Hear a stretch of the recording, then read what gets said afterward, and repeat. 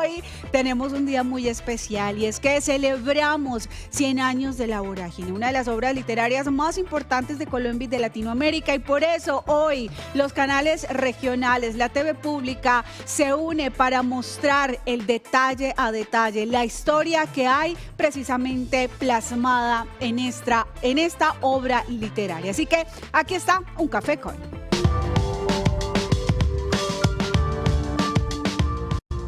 Y para hablarnos un poco más sobre el tema, tenemos a Lisandro Duque Naranjo. Él es director de adaptación de La Vorágine TV en 1990. Así que, Lisandro, bienvenido a este Café de la Mañana. Gracias por aceptar nuestra invitación.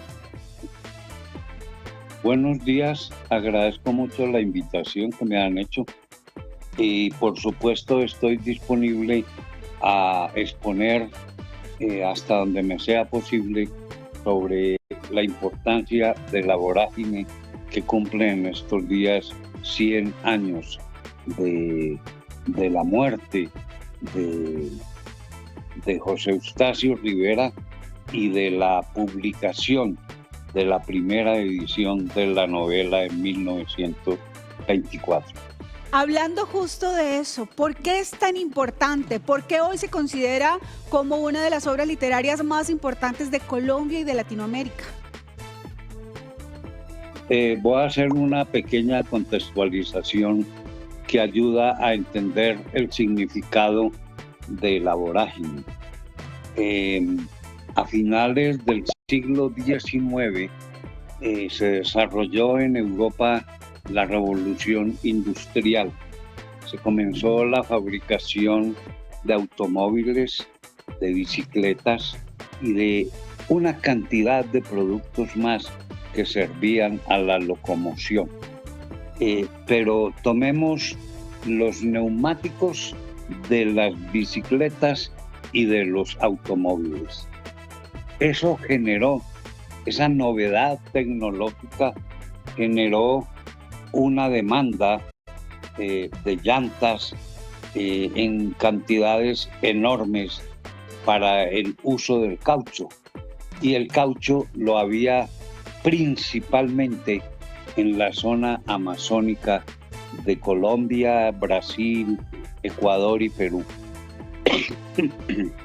Entonces, aquí en Colombia, la legislación sobre tierras era muy precaria, casi como sigue siéndolo hoy en día, y fue preciso que el gobierno, ante la presión de empresarios, sobre todo un peruano llamado César Arana, se diera una cantidad de territorios, miles de hectáreas, para él iniciar la explotación del caucho.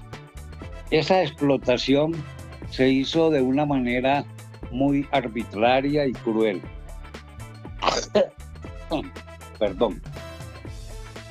¿Qué ibas a preguntar?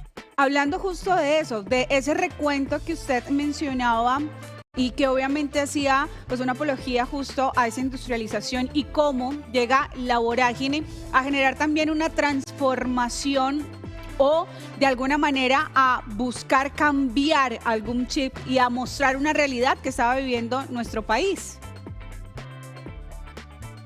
Sí, el país en lo que tiene que ver con la selva la encontraba como un sagrario de serpientes, de animales y de indígenas.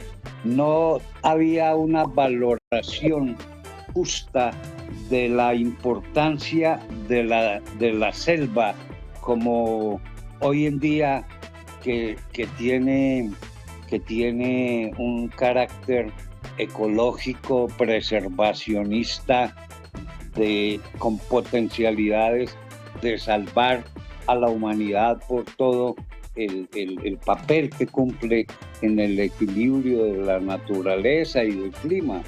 En esa época esas consideraciones no existían, razón por la cual el gobierno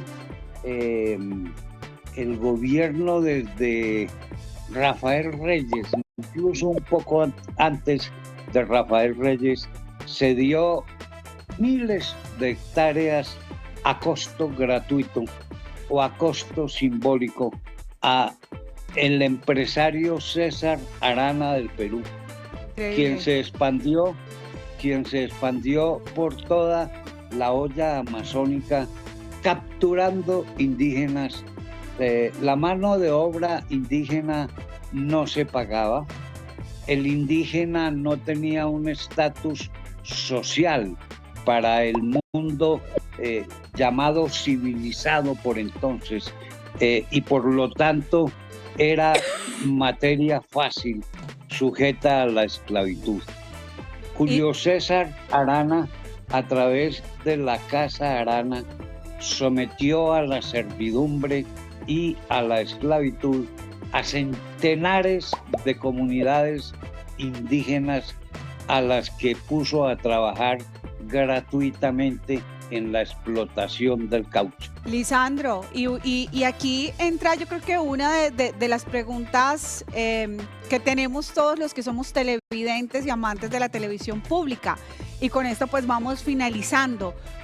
¿Por qué considera usted que es importante precisamente que la vorágine, que este tipo de producciones llevadas a la televisión y que narran precisamente toda esta obra literaria se mantenga, que se hagan este tipo de homenajes a libros como este? Porque la vorágine, además de ser un texto literario de alta calidad, fue el primer bestseller, el segundo bestseller colombiano después de María y antes de 100 años de soledad, y fue el primer bestseller del siglo XX cuando salió su edición en 1927.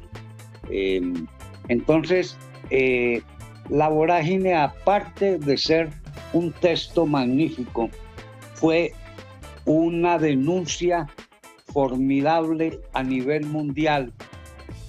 Su éxito mundial fue favorecido por el boom del caucho, digamos, porque era un problema que inquietaba a la humanidad, aquello de que se estuviera esclavizando a miles de indígenas, niños, mujeres y hombres, para hacer la explotación gratuita, sin costo alguno salarial del caucho, de esa materia prima fundamental. Entonces, José Eustacio Rivera, La vorágine, al mismo tiempo que pieza literaria de gran importancia, es una gran denuncia mundial que contribuyó enormemente a denunciar y a suscitar solidaridad mundial hasta que felizmente se acabó la época cauchera en Colombia, el Perú y Brasil. Y de hecho, pues es una de esas denuncias que se mantiene vigente y que nos muestra la realidad en la que vivimos y el por qué mantenemos precisamente pues todos los humanos en pro de evitar ese calentamiento global que también nos influye, pero además esa explotación de la que se mencionaba. Pues Lisandro, agradecerle a usted por haber estado con nosotros. El tiempo es corto, sabemos que hay mucho por hablar y hay mucho por qué interpretar precisamente de esta obra literaria, pero quiero invitar a nuestros televidentes para que hoy a las 10 de la noche se conecte con el canal TRO. Tendremos un documental que habla precisamente de la vorágine y que da ese preámbulo a esa serie que será uno de los mayores estrenos que tendrá la televisión pública en el 2025. Alejandro, muchísimas gracias por haber estado con nosotros y por regalarnos de su tiempo en nuestro Café de la Mañana. Y por ahora nos vamos a una pausa comercial y ya regresamos con más del Café de la Mañana.